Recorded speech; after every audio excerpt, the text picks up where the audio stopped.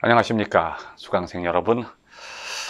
어떻게 중간고사는 잘 치르셨는지 모르겠습니다. 고생들 많이 했습니다. 시험 성적은 너무 크게 걱정하지 말고 출석만 열심히 하시고 답안지 잘 작성했으면 크게 성적은 걱정하지 않아도 될 겁니다. 오늘 우리 제8장 인간이란 무엇인가. 인간이란 무엇인가. 자, 인간이란 무엇인가. 굉장히 넓은 주제죠. 인간이란 무엇인가.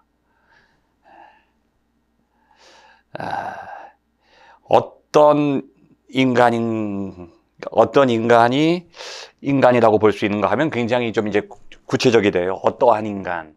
이 사람도 인간인가 하면 그 구체적인 인간을 통해서 설명을 하니까 범위가 좁아지죠. 그런데 그런 걸 다 생략하고 그냥 인간이란 무엇인가 하면 이거 엄청나게 넓은 거예요. 연역적인 질문이죠. 연역.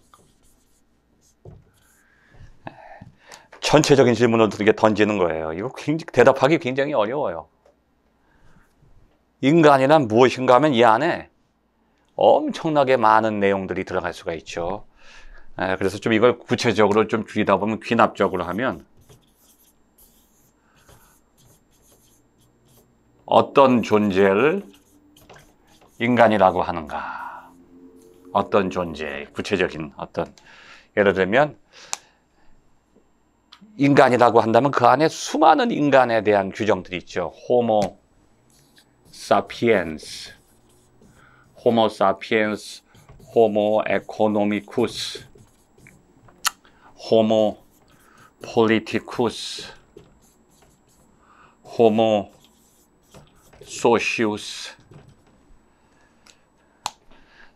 제가 오시우 컨소시엄이 아시죠? 오시우 컨소시엄에서 과목을 또 하나 개설한 게 있는데 그게 인간과 사회예요. 인간과 사회라고 하는 과목 속에서 인간을 설명하는데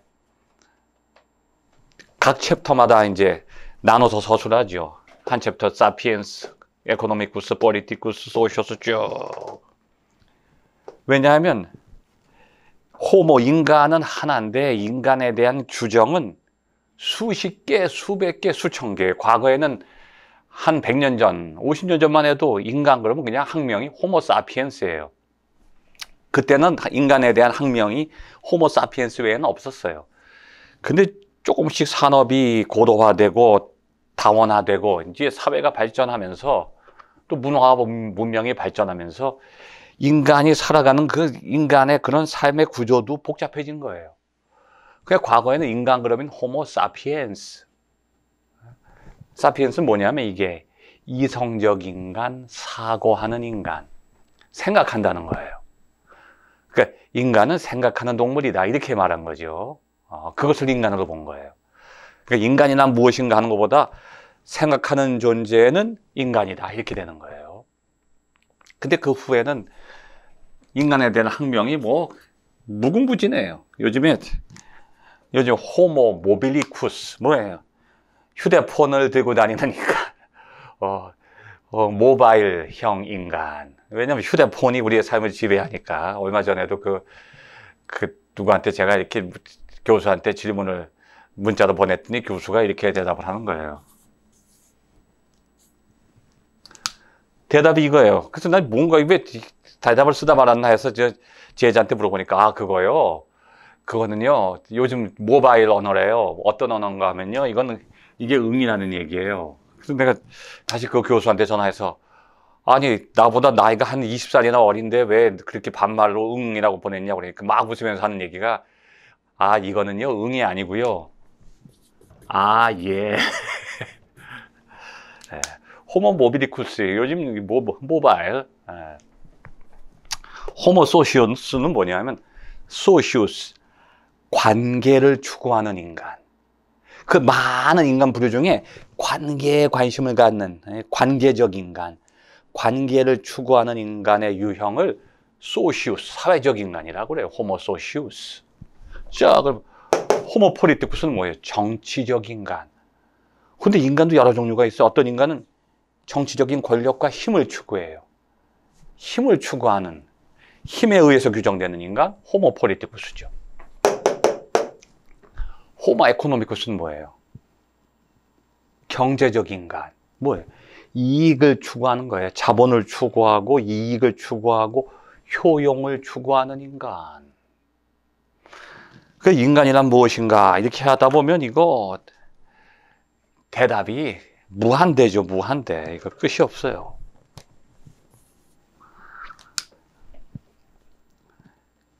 여기서는 아마 이 책에서는 아마 어떻게 규정하느냐 하면 여기서의 인간은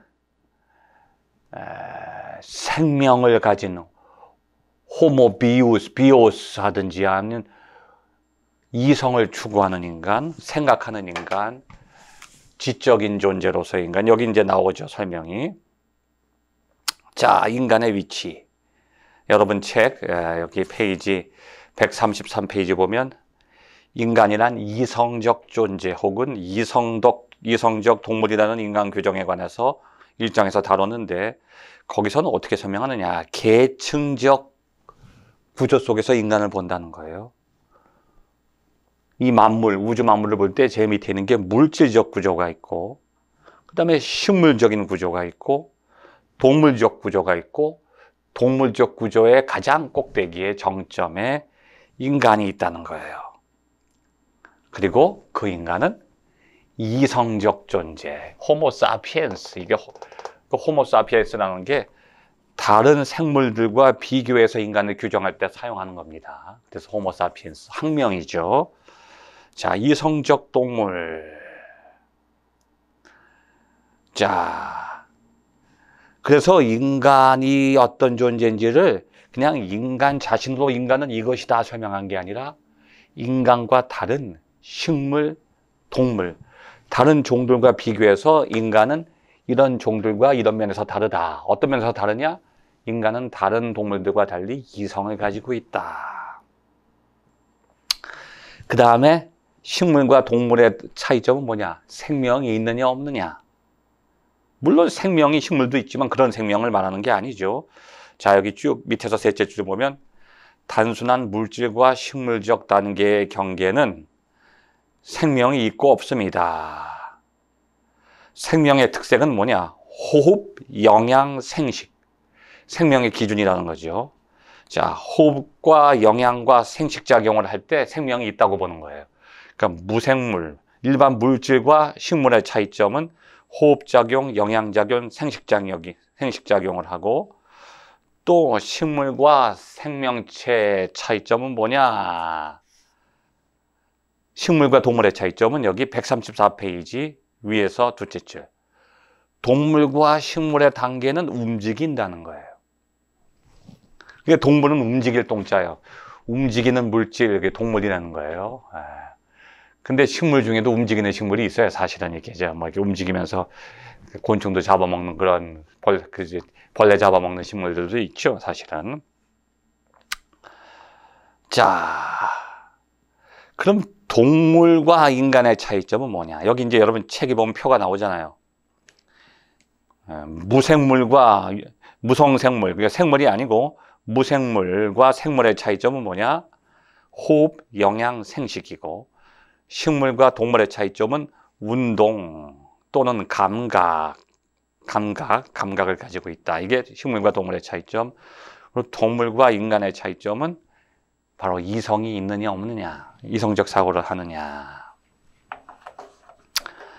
자, 그래서 이 시간 이 책은 인간과 생명, 그 하나의 생명윤리, 생명과학의 입장에서 인간을 보기 때문에 말했듯이 다른 동물들과의 차이점 속에서 인간을 설명하고 있어요. 그 가운데 대표적인 것, 이성. 그 이성을 여기서 책에서는 의식작용이라고 그러죠. 의식작용. 의식. 동물들도 의식은 있는데 그 의식이라는 것이 어떤 의식인가 하면 감각적 의식이라고 그래요. 이게 감각적 의식은 이성적 의식이 아니라 이 생체 감각을 가지고 있어서 이게 어떤 자극을 느낀다는 것뿐이에요. 자극에 반응하고 느낀다. 근데 여기서 말하는 인간으로서의 특징으로서 의식은 뭐냐 하면 두 가지예요. 대상의식이 있고 자의식이 있어요. 이거 꼭 기억해 두세요. 인간이 동물과 달리 가지고 있는 의식은 두 가지다. 대상의식과 자의식. 대상의식과 자의식. 자, 대상의식은 뭐냐 하면 밖에 있는 어떤 것을 어떤 것으로서 내가 그걸 인식하는 거예요. 여기 책에 보면 135페이지 첫째 줄, 서양 근세 철학에서는 의식의 작용이 이성을 지탱해 주는 것이면서 보다 근저에 있는 것으로 파악했다. 이성보다 더 그 밑에 있다는 거예요. 왜냐하면 감성하고도 연결되니까. 이성보다 더 밑바탕에 감성이라고 하는 건데 어떤 것을 어떤 것으로 인식하는 거예요. 이게 의식이에요. 근데 이거는 어떤 의식이라고 하냐면 첫 번째인 대상의식. 내 눈앞에 사과가 있으면 아, 요게 사과다. 배가 있으면 저게 배다. 아, 이 앞에 어머니가 있구나. 여기 아빠가 계신다. 지금 내 앞에 내 친구가 있다. 내 앞에 음식이 있다. 밖에 있는 것들을 대상적으로 인식하고 구별할 때 그것을 대상의식이라고 그래요. 근데 동물들은 밖에 어떤 것이 있을 때 저것이 무엇이다, 무엇이다. 그렇게 그것을 대상적으로 의식하지 않는다는 거죠.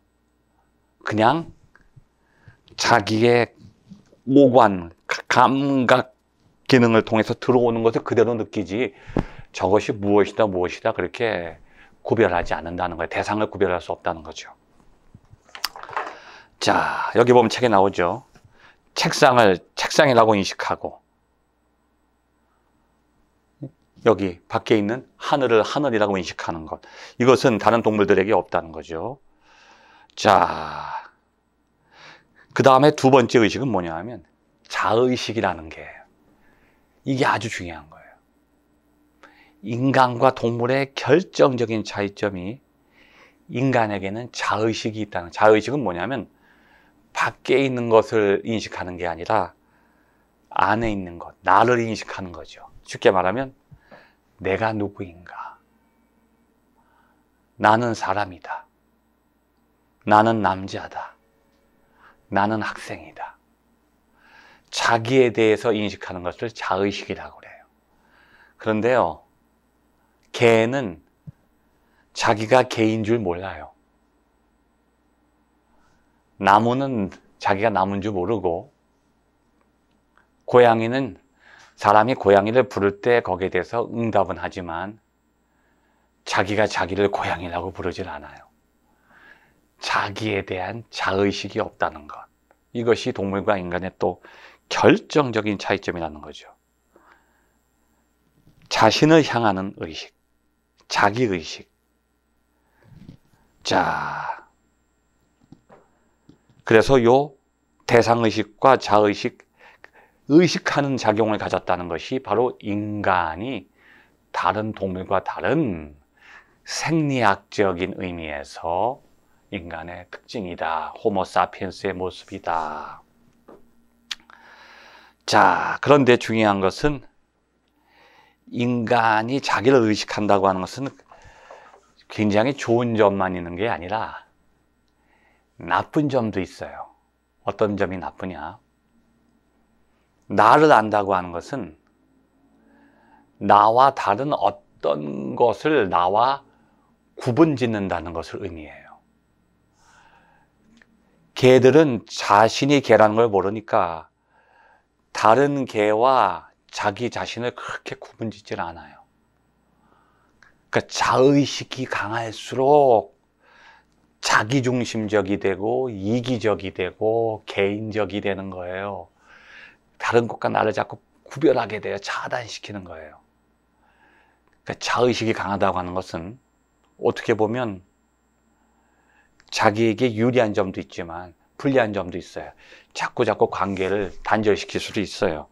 이게 바로 여기 보면 인간 중심주의의 문제점. 인간이라고 하는 동물은 다른 동물과 달리 자의식이 강하다. 자의식을 가지고 있다.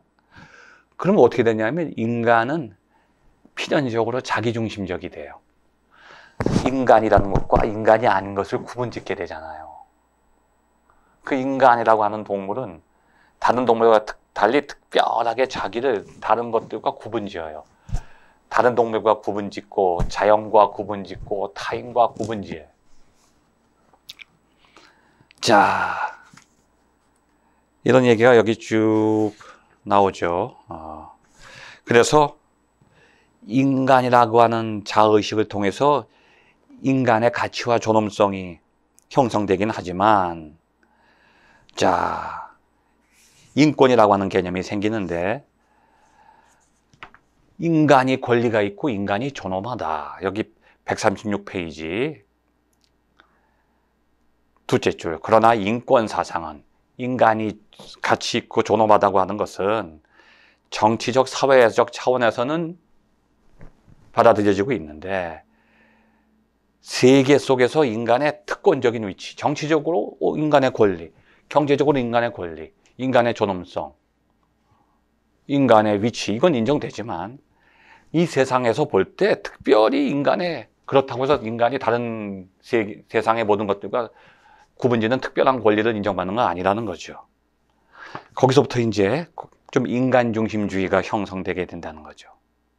그런데 그러다 보니까 이 생명 문제에 있어서는 다른 것과 인간을 구분이 짓게 되는 인간 중심주의가 결국은 이 생명 질서를 망가뜨릴 수 있다는 거죠. 여기 보면 136페이지 둘째 단락, 생물을 단순한 물건으로 취급하게 된다는 거예요. 인간만 생명을 가진 존재고 다른 생명체들은 다 그건 물건에 불과하다. 그건 생명체가 아니야. 그렇게 인간 중심적으로 해석하게 됐다는 거예요. 이게 바로 근대 과학적 세계관, 서양 근세의 이원론이라는, 이원론적으로 인간과 인간이 아닌 것. 그 서양적인 사고는 이원론적인 사고라는 거죠. 인간과 인간이 아닌 것을 구분한다는 것은 인간 중심주의적인 사고가 그 안에 있다는 거예요. 그래서 인간과 그 아닌 것을 구별하게 되는데, 그러한 사고가 결코 바람직하지 않다고 이 책은 지적하죠. 그 대신에 여기 보면 동양의 세계관은 이론적 유기적이다. 이론론적 유기적. 이건 뭐냐면 인간 중심이 아니라 생명 중심이라는 거예요. 존재하는 모든 우주 만물은 하나의 생명 체계 속에 다 포함되어 있다. 생명 중심이에요. 근데 서양적인 생명관은 인간 중심이에요. 그러니까 인간의 생명과 다른 생명을 구분지어요. 근데 동양적인 세계관은 이론론적이고 유기적이다. 서로 연결되어 있다는 거예요. 나눠지지 않았다는 거예요. 세상은 하나고 나눠지지 않았다. 자, 이렇게 해서 이제 세계 속의 인간에 대한 이해, 인간론을 우리가 쭉 공부했는데, 자, 이제 조금 더 깊이 들어가면 137페이지에 인격론이 나와요. 자, 여기 인격론은 뭐냐면 인간이 다른 동물과 다른 점은 의식에 있다. 밖에 있는 것들을 의식하고 자기 자신을 의식한다. 자, 여기서 더 깊이 들어가면 의식작용을 우리가 가진다는 것은 그냥 다른 생물들처럼 감각적인 의식, 아프다, 덥다, 춥다, 이런 육체적인 의식이 아니라 정신적인 의식, 뭐냐면 사고 능력이라는 거예요. 사고한다.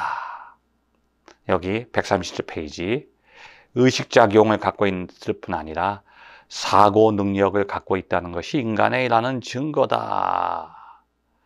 자, 이것을 뭐라고 하느냐? 인격이라고 그러죠. 인격. personhood, 인격.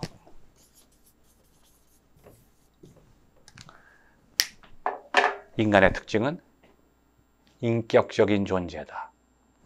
사고 능력을 통해서 인격을 가지고 있다는 거죠. 자, 그래서 생명윤리에서는 이 단지 의식을 통해서 인간을 이해하는 것뿐 아니라 인격을 통해서 이해하면서 그 인격론을 기초로 해서 생명과학의 모든 분야를 비판하고 인정하는 거예요. 그러니까 생명윤리에서는 생명과학을 바라볼 때 인격론의 입장에서 인간을 이해해서 생명과학을 바라본다는 거죠. 자, 그래서 여기 보면 이게 시험 문제 이거는 학기말고사에 나오기 좋은 건데, 툴리의 인격론. 자, 툴리라고 하는 사람, 이 생명과학자인데, 자, 툴리는 이런 입장에서 인공 임신 중절과 신생아 살해를 옹호했다. 이 사람이 쓴 책이 영아는 인격을 갖는가. 그 뱃속에 있는 태아나 금방 태어난 영아는 물론 사람의 모습은 가지고 있지만 지적 능력과 사고 능력이 거의 없다는 거예요. IQ도 갓 태어난 그 동물들, 강아지의 IQ와 비슷하다는 거죠. 인간으로서 아직 인격을 형성하지 않았다는 거예요. 그러니까 태어난 영아 사니까 신생아, 금방 태어난 아이도 거의 뭐 동물 단계지 인간으로서 성숙한 인격을 갖지 않았으니까 그건 인간으로 취급할 수 없다, 이렇게 해버리는 거죠. 이건 아주 극단적인, 급진적인 사고죠. 그래서 툴리는 뭐라고 그러냐면, 어떤 존재가 인격체라는 것은 밑에서 6째 줄, 어떤 존재가 생존할 권리를 갖는다는 거다. 그 인간의 권리를 어디서 찾느냐? 그 인간이 인격을 가지고 있느냐. 모든 인간을 인격적인 존재로 보는 게 아니라 사고 능력을 가졌느냐를 가지고 인격을 본다는 건 이건 너무 단편적인 견해인데, 툴리는 그런 입장에서 유아나 신생아는 인격을 가지지 않았다고 보는 거예요.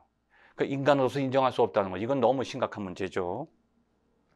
그래서 그 사람이 쓴 책 여기 보면 여기 발췌한 부분이 나오는데 137페이지 제일 밑에, 어떤 유기체는 다양한 경험과 그 밖의 심적 상태의 지속적 주체로서 자기 개념을 갖는다. 자의식을 갖는다는 거죠. 자기 자신이 그런 지속적 존재라고 믿는 한 생존할 권리를 갖는다. 중대한 권리를 가진다. 그 자의식을 가지고 있으면서 사고 능력을 가질 때, 그 사람은 생존할 권리, 생존권을 줄 수 있다. 그럼 미성숙한 인간, 아직 뭐 지체 장애자라든지 사고 능력을 가지지 못한 어떤 정신 박약이라든지 문제 있는 어떤 전응아라든지 뭐 여러 가지 종류의 인간들은 인간으로서의 권리를 가질 수 없다, 이렇게 극단적으로 해석하게 되는 거예요. 자, 그래서 여기 툴리는 비판을 좀 많이 받아요. 여기 138페이지 둘째 줄 보면, 자기의식, 자의식 개념을 충족시키고 있는 것을 인격체라고 하며, 자, 인격체는 생존할 중대한 권리를 갖고 있다고 툴리는 생각했다는 거예요. 그런데 자의식이 인격을 이루는, 내가 누구인지를 알고 사고한다는 것이 인격의 죄송합니다. 인격을 이루는 필수 요소는 되지만, 그러니까 필요 조건은 돼요. 필요 조건은 되지만 충분 조건은 될 수 없다는 거예요. 왜냐하면 이 인간의 의식이라고 하는 것은 사고력, 자의식만이 인간이 갖고 있는 의식이 아니에요. 인간은 또 다른 의식이 있죠. 어떤 의식일까요? 도덕의식이에요. 그러니까 인간이 가지고 있는 의식은 여러 가지가 있는데 단지 사고 능력만 가지고 인간을 인격체로 볼 수는 없다는 거죠. 그래서 이 툴리의 인간이에는 조금 너무 단편적이고 부족함을 가지고 있다, 그렇게 비판을 받고 있어요. 그래서 툴리는 여기서 그래요. 그러면 나는 하나를 더 덧붙이죠. 욕구라고 하는 요건, 인간에게 어떤 욕구가 있다. 이것을 가지고 또 인간을 인격체라고 이렇게 주장하는 하나의 이론을 또 제시했죠. 이 툴리의 생각에 대해서 또 우리가 좀 더 다음 시간에 구체적으로 설명하면서 한번 비판을 해보기로 하겠습니다. 감사합니다.